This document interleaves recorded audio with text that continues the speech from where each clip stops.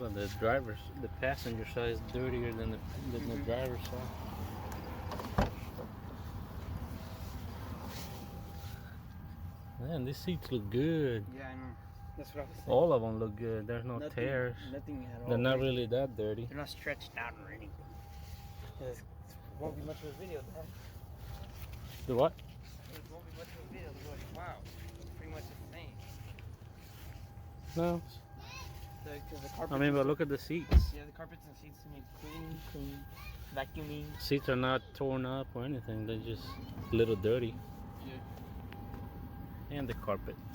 And the carpet.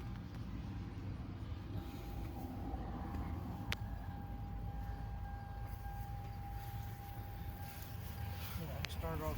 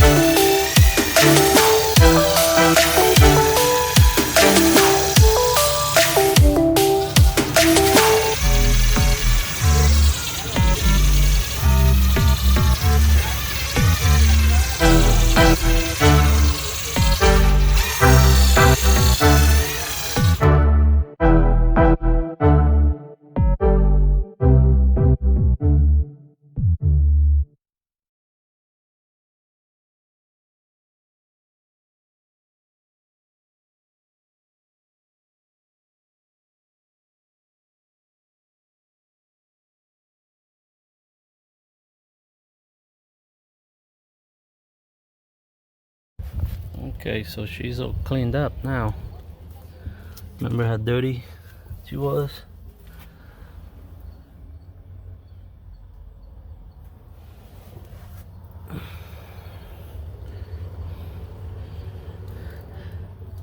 Good couple hours of elbow grease and she's all clean.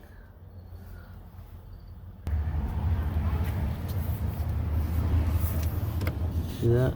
Carpet's nice and clean. No stains or nothing.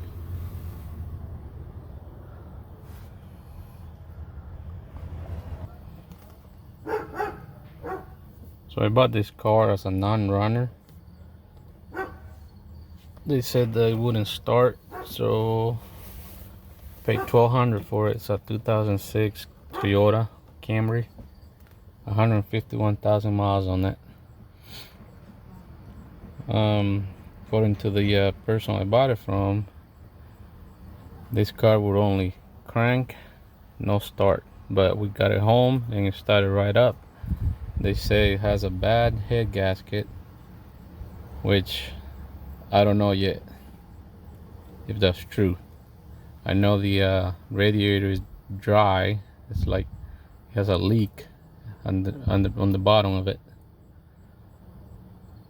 But she starts right up and she sounds smooth and quiet. I'm gonna start up for a little bit just so you can hear it.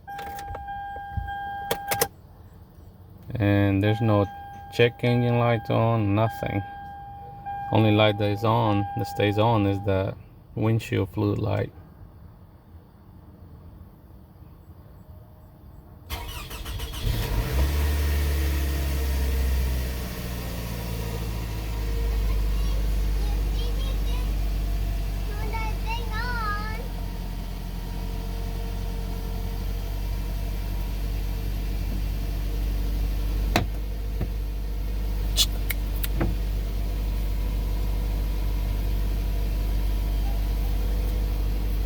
Okay, I guess we do have a check engine light on now. I'm gonna hook up the scanner to it, see what it tells me. Alright, so this is what came up. 5 codes. Engine coolant temperature sensor, which makes sense because it doesn't have any cooling in it. Then ignition coil, another ignition coil, ignition coil, ignition coil.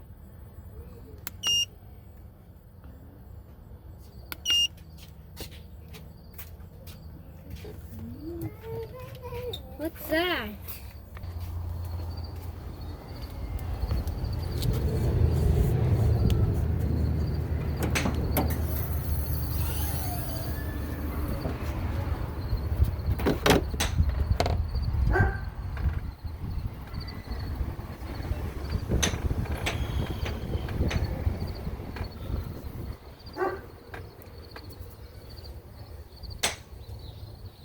I know that when I took off the coil packs, every single clip broke. I mean, the second I touched it, it just broke.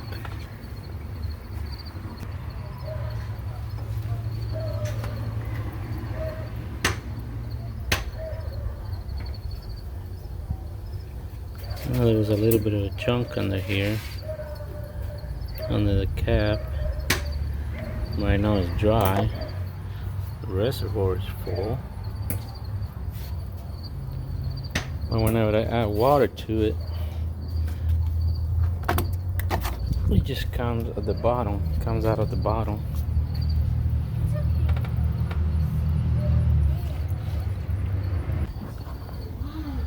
Right there.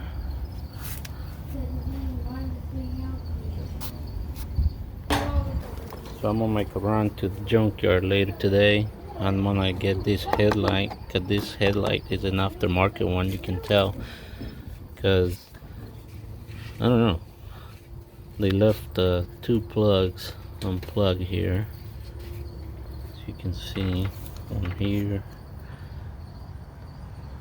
It's definitely different from the other side. Windshield reservoir is busted. I'm gonna get that too. And a couple other things. And this cup holder right here is missing the cover. Little cover piece that goes right here. So I'm gonna get that too. And maybe that's it. Oh, the floor mat behind me is missing. So I might, right, little girl? I really love you, Daddy. I really love you. So yeah, I'm gonna go ahead and remove the radiator and start with that.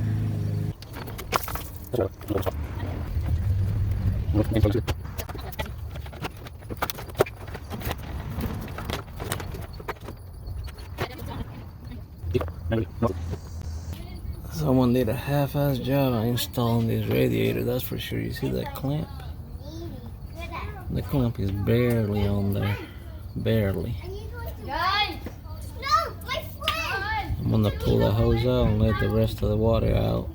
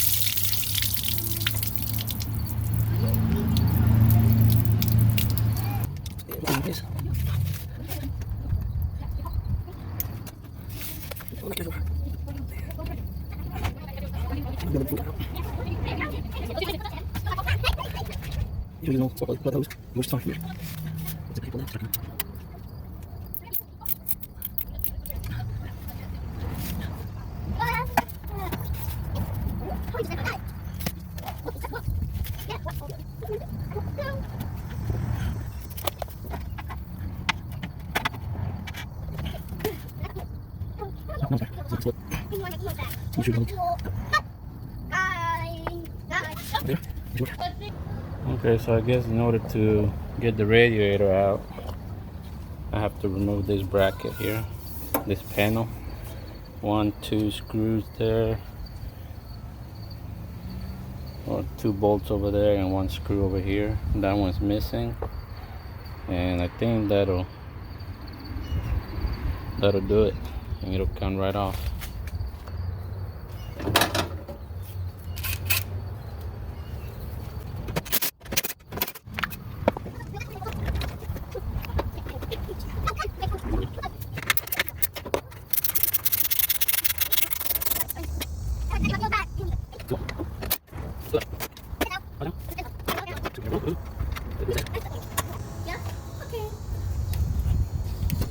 There you go.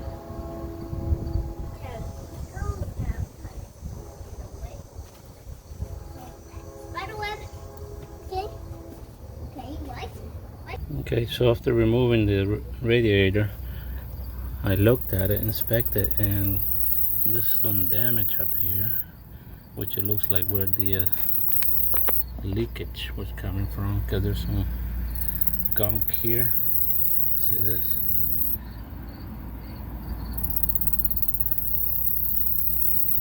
Gunk right there.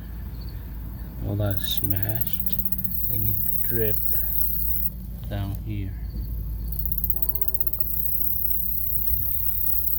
See all that?